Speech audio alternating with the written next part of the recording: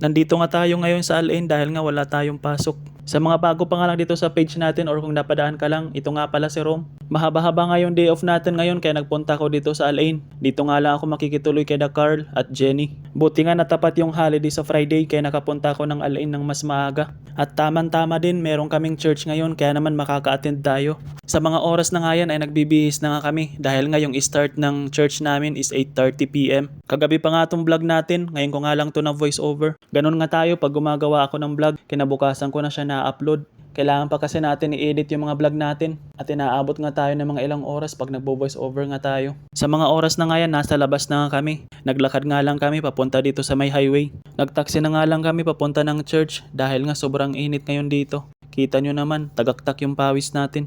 Yun sana ang plano namin, lalakarin lang namin papunta ng church. Kaso hindi nga kaya dahil nga ang init ng hangin. Medyo mainit pa nga dito sa Al-Ain kumpara doon sa Western Region. Sa Western Region nga, mga ganitong oras medyo malamig na. Pero ngayon dito sa Al-Ain, yung hangin mainit pa rin. At nakarating na nga tayo dito sa church natin at sinalubong nga tayo agad dito ni Tay Marlon. Sa mga hindi nga nakakaalam dyan, ang church nga natin dito sa Al-Ain is LRC.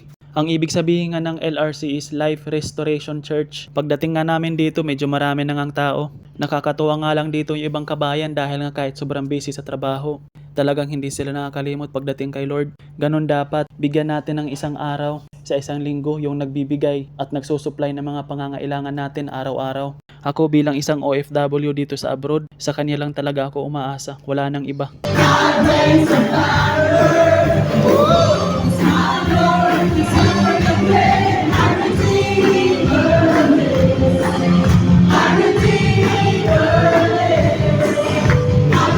Maraming salamat din sa pastor namin, kay Pastor Jomar. Lagi siyang nandyan para magbigay ng revelation about kay God. Jesus in the darkness over every enemy. Jesus for my family, I speak the holy name. Jesus. At sa mga oras na ngayon, tapos na ngayon church namin. At tinatid nga namin dito si Honeybeth para nga pasakayin ng bus. At first din niya nga sa church namin. At sobrang bilib nga ako sa kanya. Dahil nga kahit wala siyang trabaho, nandyan siya handang magbigay ng oras para magbigay lang ng papuri kay Lord. At bago nga kami umuwi, dumaan nga muna kami dito para magkaraktsay. Sa mga kabayan nga natin na nandito sa Al-Ain, baka gusto nilang mag-attend ng church namin. I-approach nyo lang or i-message nyo lang to si Jenny or Carl or si Nay Irene. Yung church nga namin every Friday, nag-i-start ng 8:30 PM. Hanggang dito lang muna yung vlog natin. Maraming salamat sa panonood ng mga vlog natin.